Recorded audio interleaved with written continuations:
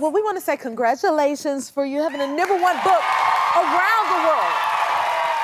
That is major. It gotta feel good. It does feel very good. Wow. You share some very personal things. You spent half your life trying to get sober. Yeah. You've been to rehab 15 times, over 15 times. You've detoxed over 65 times. At one point, you were taking 55 pills a day. Your colon exploded from drug use. And at one point, you were given a 2% chance to live. When you walked out here, all I saw was a miracle. No, thank you. That's what I saw. Can you tell us why did you want to share your story? Well, I thought it was time to share my story. First of all, when you tell a story like this, you have to be pretty sure of your sobriety. You know, you're not going to write a book like this and then show up at a restaurant and order a martini, you know? So it was time. My sobriety was very safe. And, you know, when you get to a low, when you get to a real low, that's a time when you can really help the most people. Yeah. And it was time for me to help the most people. And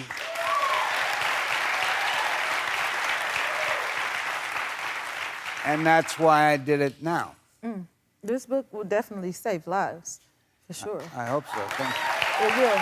So congrats on You Should Sit Down for this. Thank you so much. How does it feel now that it's out? Oh, thanks, Yes. All we want is more and more and more from you guys. Are so sweet.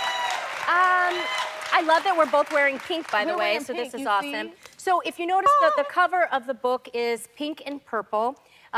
They're my sister and I's favorite colors. And then turquoise was my niece, Elena Housley, who was murdered, the borderline shooting. Yeah, it was her favorite color. And I actually talk about her in the book. She was an angel. But this book basically feels like another child of mine, like I've given birth you know, to a child, but it's a book. I wrote it during the pandemic. It took about 2 years. And the reason why I call it You Should Sit Down for This is not because there's like, ooh, you should sit down for this.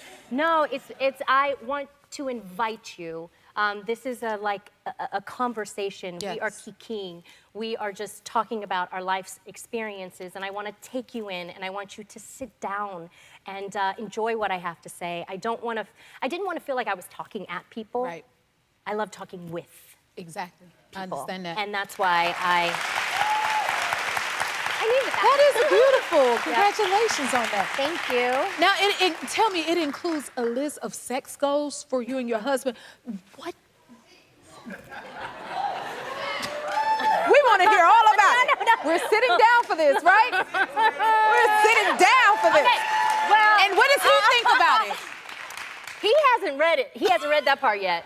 He's read everything else, but he hasn't read that part yet. I love he it. said it's because it's embarrassing, but I mean, he knows about some of the sex goals. Hello. But the reason why I wanted to talk about it is because I've been married for over a decade. Wow. Yes. I think that deserves a hand.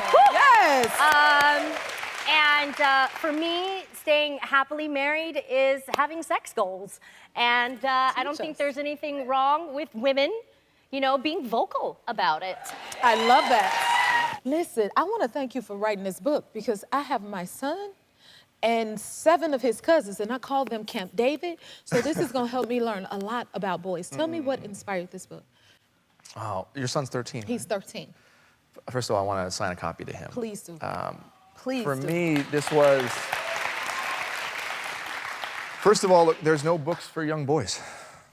We have abandoned them. This idea of boys will be boys, we just kind of let them go. And for me, I wrote this book because I desperately needed a book like this for the 10-year-old who found porn for the first time before he was ready. Wow. And the 14-year-old who was bullied so bad that he had anxiety and hid at lunch because he didn't want to go outside. And the 16-year-old who wasn't emotionally ready to be in sexual situations and found myself in them. And for the adult me, that's still trying to heal all the stuff that happened, I just felt like, God, I just wish somebody would have talked to me. I wish I could have talked to somebody.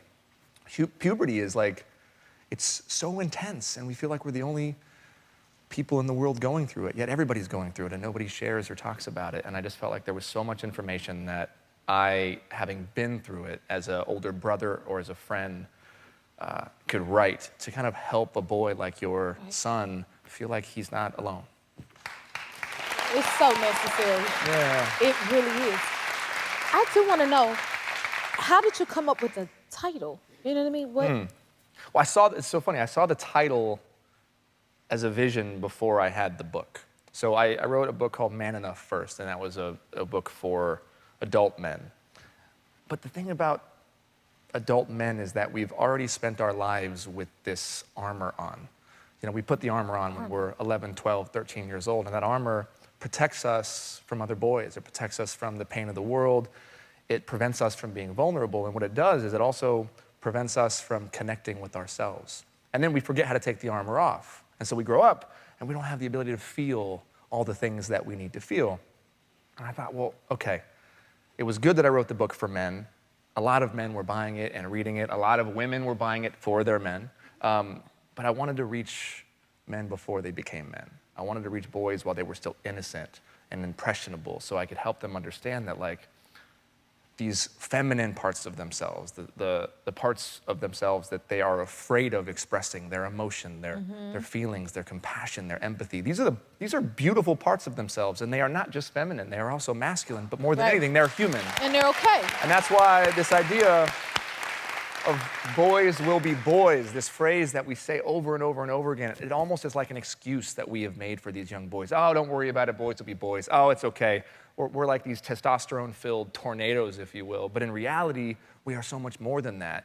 And when we say boys will be boys, I think we are vastly underestimating the capacity of our young men, and that they can grow into be beautiful, empathetic, sensitive, nurturing human beings. Right, and feel. And feel. Be able to feel. Yes. That's something I noticed. Like, it's okay to be and feel how you feel, But it's hard for them because what's the worst thing that you can be called when you're a young boy? A girl. It's the worst thing that a young boy can be called is a girl. So by showing human emotions, by showing feelings, by crying when you're sad, or by showing vulnerability or sharing something with another boy that you're struggling with, you get made fun of, you get teased, you get called a girl, and yet we're supposed to grow up and be in relationship with girls and like girls if we choose, if we're heterosexual in that way. Yeah. No, we have to learn how to love those parts of ourselves so that then we can appreciate them in the opposite sex. You gotta see. So you just released your first book, Be the Calm or Be the Storm. I love that title. Can you tell us what it's about? So honestly, I share a lot about my personal life and how I was a mess and how I changed, how I learned that art of self-leadership. You can't lead others if you can't lead yourself. You better tell it. I'm serious. Like, if you're if you're driving to work and you have an argument with your 16-year-old, and you're like, just had this major fight, are you gonna walk into your office with that energy? My suggestion is turn the music on, put boogie shoes on, or maybe one of your songs on, and feel better, and then walk into your workplace. And basically, I give tools on how to be the calm when you just walk through the storm. That's so powerful. Thank you. Oh my God.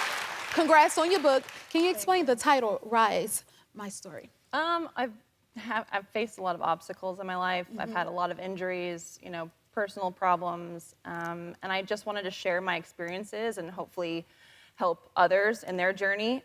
Talked a lot about mental health, and again, just everything that I've gone through. So it was a very reflective book, I think very therapeutic to write. I wrote it kind of right as I was retiring from ski racing. So I think it's more about me as a person than necessarily me as a ski racer, but hopefully it translates for everyone.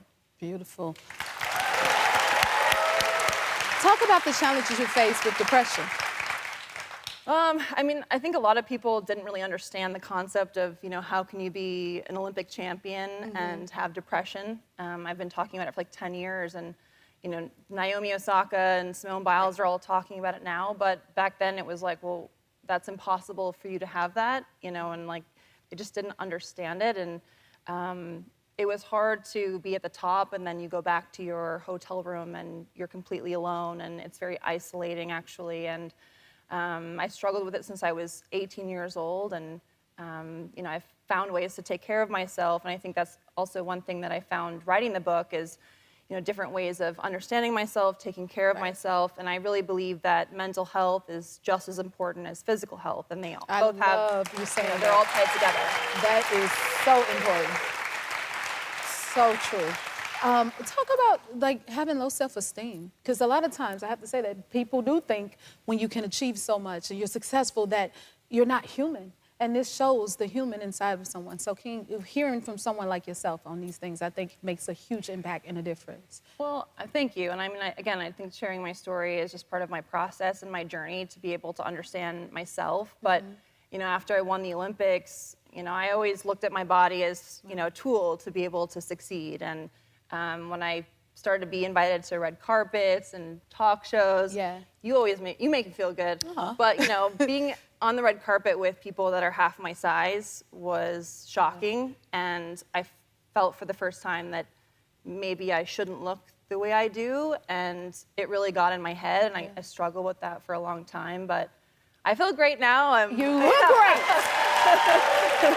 It's funny you say that. It's funny you say that. I feel like I can relate to that in some way, because I used to, you know, being in the industry, I'm a tall girl and I was a heavier girl, and I would see people and I used to like, I'm not too big, you too little. You know what I mean? That's what, you know, I like to find. That's a great way to look at it. That's what I would tell myself. If you like this video, smash that like button and subscribe to the Jennifer Hudson Show YouTube channel. Check your local listings or visit jenniferhudsonshow.com to see when you can watch full episodes in your area. And don't forget to sign up for the newsletter.